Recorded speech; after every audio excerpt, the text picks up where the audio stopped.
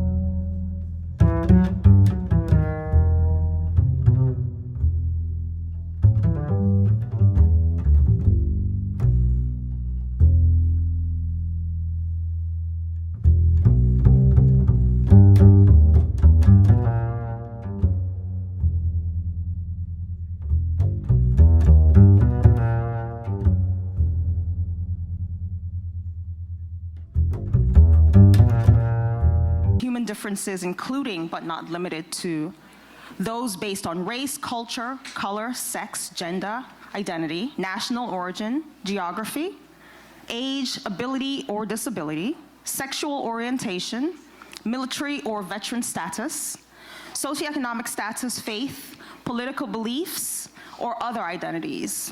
Equity, the practice of providing everyone with the resources they need to reach their highest potential and to level the playing field. To create equity, barriers to success for marginalized potential, and to level the playing field. Inclusion, the act of creating environments where everyone feels valued and respected, believes that their perspectives matter, feels that their mental and physical well-being is supported, feels happy, motivated, and like they belong. So I just wanted to share that understanding of DEI so that we can level the playing field before we start the conversation. Is that great, ladies? Awesome. So first I'll introduce Alma. I will, Alma Kari Yawson, Esquire, AKA Alma. She is the founder of Milesdale's Publishing and Education Consulting and the author of The Talk, A Black Family's Conversation About Racism and Police Brutality, Sune's Gift, How Sune Overcame Bullying to Reclaim the Gift, and other best-selling books. With unique understanding of social issues, business, and the law, Alma is a relevant voice on issues as varied as race relations, women's issues, dating, parenting, self-love, hair bullying, and entrepreneurship. Without further ado, please take a moment and read in entirety, but Alma, share us a fun fact about yourself. Fun fact, okay, great. Well, first of all, thank you so much for having me here. This is always a beautiful and empowering event, which really is quite life-changing, so thank you. Okay, fun fact. So when I was about 26, I was the business manager of a movie that you all can watch. It's called Blackout, and Michael B. Jordan was in the movie, and Jeffrey Wright, and Zoe Saldana, and it was loads of fun. Additionally, I am an attorney by training, but in 2015, I quit my job working for Citibank to become a full-time diversity trainer and took a leap of faith. So if any of you are interested in discussing how you change your life drastically and take a leap, I'm your girl. Love you. All right. Thank you, Alma. Thank you. Next, we'll introduce Busi Matsiko Anden. She's an award-winning global strategist, entrepreneur, and board trustee who has held positions on Wall Street. She is a serial entrepreneur who is widely recognized for her impact leadership. As a global strategist and CEO of Pont Global, Busi has been instrumental in successfully scaling and growing companies and organizations. She is the executive director of the Africa Future Summit, which brings together investors and leaders in technology. Busi, share with us a fun fact. Oh, thank you so much. I'm enjoying this dialogue, aren't you? Just like Dr. Scott said. Yes, thank you so much for this space, and you all look amazing from this bird's eye view. One thing about me, or many things about me. Anyway, I'll say I'm a super connector. I love to plug people together. It honestly brings me joy. And I'm the first Black board trustee at Berkeley College, and it's 93 years. And I'm also one of the first fashion technology founders. The company was twice acquired, and I've pivoted. So I just heard Honorable talk about vulnerability. I learned to take that on seriously about a couple of years ago, that it's actually a superpower. Thank you. Thank you. Thank you, Busi. Next, we have Carrie Torres. She's Vice President of the Department of Empowerment, Compliance, and Opportunity for New York State Homes and Community Renewal, with a mission to build, preserve, and protect affordable housing and increase home ownership. Carrie, tell us something, a fun fact about yourself. I'm so happy to be here and sitting at this table. So I oversee over $200 million of spending on construction for affordable housing for the entire state. What most people don't know about me is I've also been a licensed yoga teacher for over 20 years and have lived across 6 continents, specifically teaching yoga, meditation, and nutrition. And when I returned back from that journey that I was so blessed to be able to have, I was super sensitive about marginalized communities and how do we fold them, engage them back into society, not just through workforce training or a handout of charity, but for people to belong. And that is what started my path down policy. And so. Thank you very much, Carrie. And last but not least, we have Dr. Natalie Lilavoie. Dr. Nat. She's been an educator for 35 years in a variety of teaching and administrative capacities. She's devoted her first 14 years as a classroom teacher in primary and secondary grade levels, followed by a 21-year career as a building and district administrator. Share something fun. Something fun. I think something that's different about me is that I've had other lives. I feel like a cat that comes back with multiple things. I do want to say thank you for this amazing platform, and it is wonderful to look out and see all these beautiful women, dynamic, powerful, and going out into the world and doing great things. I was in the United States Army Reserve as a captain, so that's something many people do not know about me. And one of my schools, as a principal, we received the National Blue Ribbon Award, which is a big award throughout the nation from Secretary Duncan at the time. And we were one of only 7 schools on Long Island to receive that award at the time. So that was a big accomplishment. Wonderful. Thank you all. Thank you, ladies. And I wanted to share them to share their fun fact so that you understand while they're powerful women sitting up here, they're relatable, right? We all have a fun fact about ourselves. So with that said, let's start with an industry focus, Dr. Nat. Can you share unique challenges specific to navigating DEI in your industry or field? Sure. In the field of education, we're uniquely positioned to do something, right? Every time we step into a position in the educational field, you represent a race, a gender, whether you choose to or not. It's just your responsibility as you get there.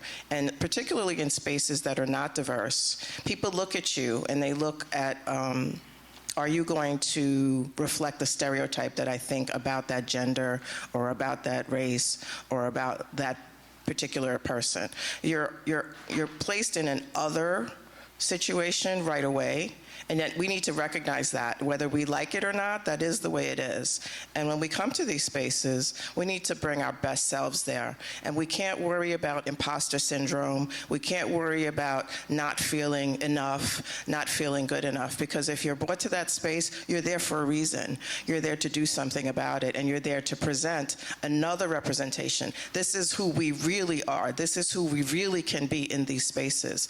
And education is unique in the fact that the educational system was not designed necessarily for us to succeed, just as some of our speakers said. We need massive change. We need maybe to start from the beginning and recreate that system. The system was built on capitalism. It was built to create factory workers for the most part and only a few CEOs. So it's designed for a lack in our minority communities. It's not designed for us to succeed at high levels.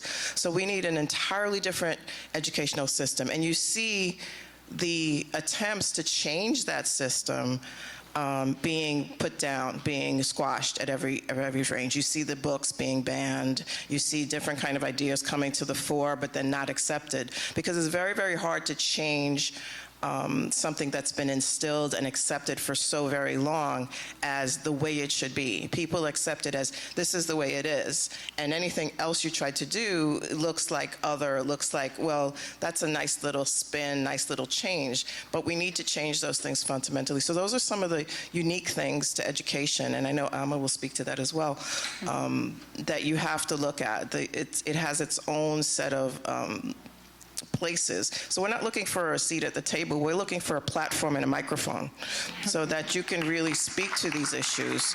And one of the ways I've done that is by becoming like a TEDx curator. So TED Talks are very big amongst education.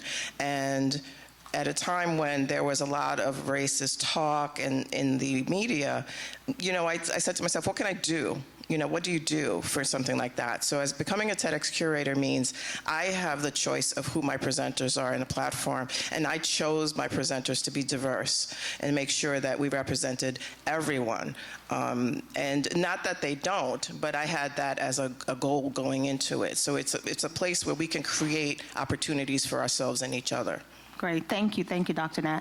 Carrie, let me hear from you as it relates to what strategies are you leveraging to overcome some of these challenges? We'll start with, so I'm in the construction real estate development industry, which is predominantly male and predominantly white male and predominantly wealthy white male.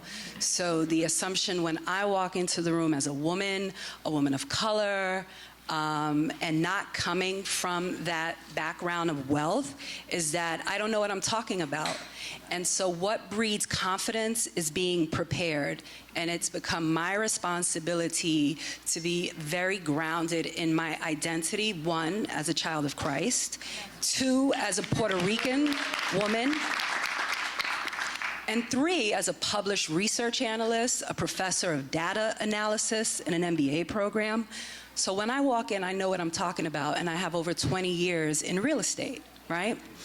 And so my strategy is to involve as many people in the decision-making process as possible. Who is not here that needs to be here? This is not about me. It's about all of the people that are not here that I get the privilege to represent. And so I need to make sure that their voices are heard. There's also celebration, acknowledging and celebrating the people that have been doing the work, that are not at this table, that are behind this door, that make it possible for them to continue there. And then to address unconscious bias, and that's where I am now in my life, is to be a disruptor. To say this was offensive, or you may have missed out, or is there a possibility that we could do this differently starting today? And that has been very empowering for myself, as well as other people that I get to lead. Yeah. Okay, thank you, Carrie. Amma, this subject resonated with you. you're a writer and an author. Yes. How are you reflecting some of what you've heard on the stage, your own experiences in your written material? So absolutely. So as was said earlier, education is a form of empowerment or disempowerment. Many of you may be aware of the Dahl study. So Brown versus Board of Education, 1954, I'm an attorney as well. There was a case surrounding segregation. Now, there had been many attempts to end segregation that were unsuccessful. But then Thurgood Marshall and his team have this great idea. We are going to show how segregation negatively impacts the mentalities of children. And they do a test. They have these black children, and they show a white doll, and they show a black doll. And they say, now, mind you, these are dolls. These are plastic dolls. Plastic dolls can't have personalities. They can't have anything. But they say to the children, which doll is the smart doll? They choose the white doll. Which doll is the nice, sweet, kind doll? They choose the white doll. Which doll is the doll you want to be your friend? Choose the white doll. Which doll is the doll that's dumb and mean? Choose the black doll. Which doll is the one that you don't want to be friends with? Choose the black doll. Which doll looks like you? The children started crying. They broke down in tears at the realization that their skin color was associated with everything negative. Now, mind you, this was 1954. A young black girl does a similar test with just black kids. Years later, in the 2000s, gets the same result.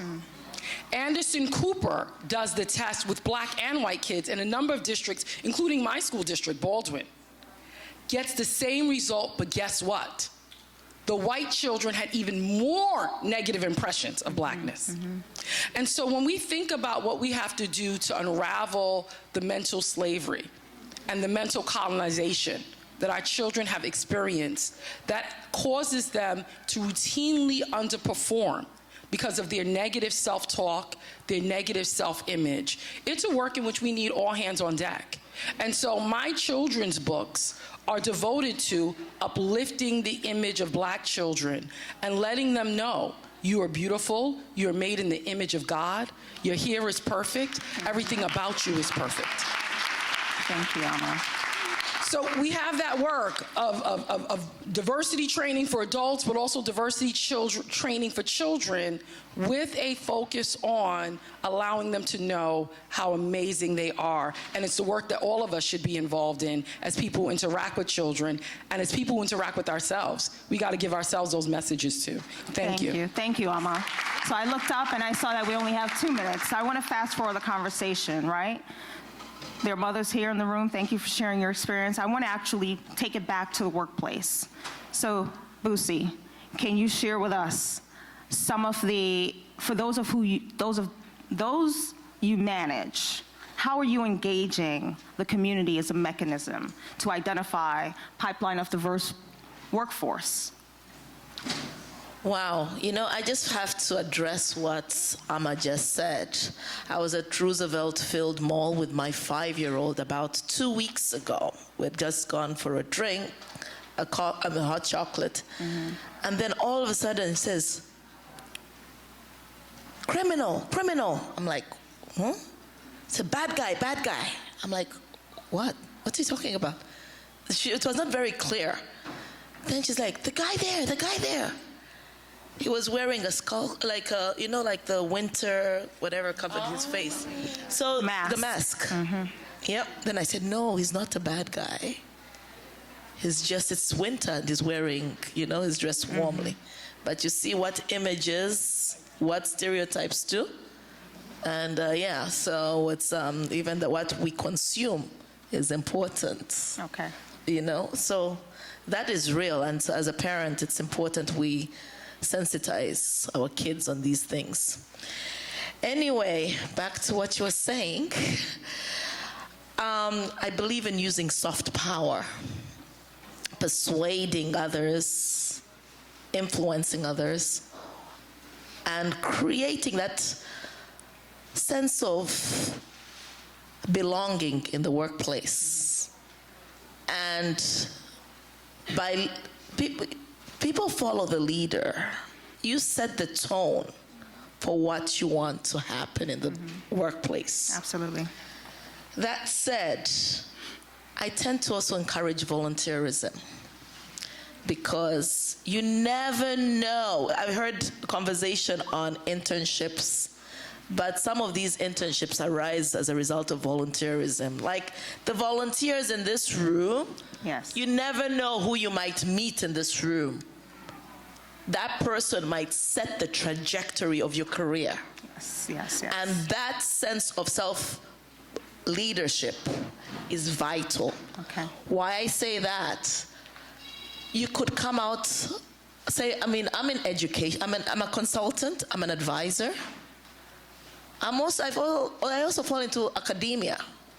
I'm a board trustee and I sit on student success and I sit on the marketing and external relations as well as governmental relations subcommittees, and you see there's a correlation of all these things. When you have an engaged environment, engaged people, you'll see productivity increase. Indeed. That is, say, in a school setting, in a college setting, when the students are engaged, the administrators are engaged, the faculty are engaged, Productivity increases. productivity increases. Indeed. So that said, I encourage also employee referrals. I encourage also using of your social media. You never know what social media could bring. Great. Like, for instance, just use the social media, tag this event, tag Neva, and and that's how there's a rippling effect. And collaborations and partnerships are very vital. I'm very Absolutely. intentional about that and deliberate about that. Thank you. Thank you for you. I know we're at the end right now. If we can touch on one topic, which I think will resonate across the entire panel, which is trends, right? You represent education, Boosie represents education, you're in real estate, among other things, you're writing to educate our future generation. Talk to us about, what do you believe that DEI efforts, do you believe that they're dying due to the recent Supreme Court ruling on education? What are your thoughts, Dr. Nat? Ooh, that's a big topic. For the last 2 minutes of our conversation. DEI efforts have been around a long time. They just became a trend more recently. So I think we need to understand that they've always been there because we have systems that don't allow for, if the system were perfect and worked for all of us, we wouldn't need DEI to come in and to say we have to change it, correct? So if we have to change it, we need to continue changing it. And I think by being in the room, by being present, by taking opportunities to be seen as women, as Black women, in different fields, it's important for you to be that presence, to be seen in the room as an administrator, as a principal, as a teacher, so that our students, both Black and white, come to understand that you can be all of these things, and to sort of demystify and deconstruct those negative stereotypes of women and of Black women and Black people in particular, of minorities. My response to that over and over again, it's been an eventful month. We are not dead, so DEI is not dying. As long as I'm alive, these principles are important in all of the work that I do. And so what it is continuous, measurable outcomes that we look toward to. It's a journey, it's not a destination, there is no end point. It's a continued work in progress. It's a movement that doesn't end. Yes, I agree with that. We're not dead, so it's a movement, And I like to say, until a lion begins to tell a story, you'll glorify the story of a hunter. So that said, we have to continue to create these spaces, platforms, especially mainstream platforms, sharing these stories that we want to be pushed forward. And once we see that, we will see change. We will see tangible change, because this is how things get accelerated, we learn knowledge. I mean, we learn a lot about what's going on, and we just have to also listen actively, attentively, and be ready to pivot from time to time. Maybe this might, and compromise. Sometimes half a cake is better than none at all. Not expecting everything to come suddenly. Instant gratification is not always, So it's a work in progress. We'll continue to see change. It will continue. Thank you. So I would just leave with this. DEI is not dying, but I think it certainly needs to evolve and to be rebranded. Unfortunately, the current stereotype is DEI is what takes all that white people deserve and gives them to black people. It's what takes all that men deserve and gives it to women. And so we need a rebranding in which we recognize that a rising tide lifts all boats, meaning once we have positive change for one, it's for everyone. Example, when we have accessible buildings, and you have a stroller, you're really happy, all right? It's not that you have to have a wheelchair in order to be happy that it's accessible. Another example, I live in Nassau County. Our Nassau County government literally just changed the amount of money that a small business can earn without bidding from the measly $500 to $5,000. Now, this was sparked by MWBE's Minority Women Business Enterprises championing that change. $500 is too low. The bidding process is too arduous. We need to get back some of our tax dollars. But do you think there are white-owned businesses like pizzerias that are not going to benefit from the 5,000 upgrade? Come on now. We championed the change, but it helped everyone. A rising tide lifts all boats. Thank you. Thank you, ladies. Thank you, Dr. Neva. Thank you all. And with that, I'll finish by saying the Port Authority is an advocate of DEI. In fact, within aviation, we're spending billions of dollars to bring on and utilize workforce and suppliers under the DEI umbrella, so I'm happy to be part of that change. Thank you all for your time today. Thank you.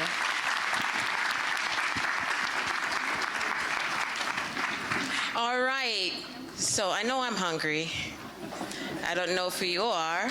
Or you could sit down and we could skip lunch. What do you think, no? All right, at this moment, we will take our break. We do have a little entertainment, but we're gonna send you to have something to eat, and then we'll bring on the entertainment. All right, guys? You may go on to lunch.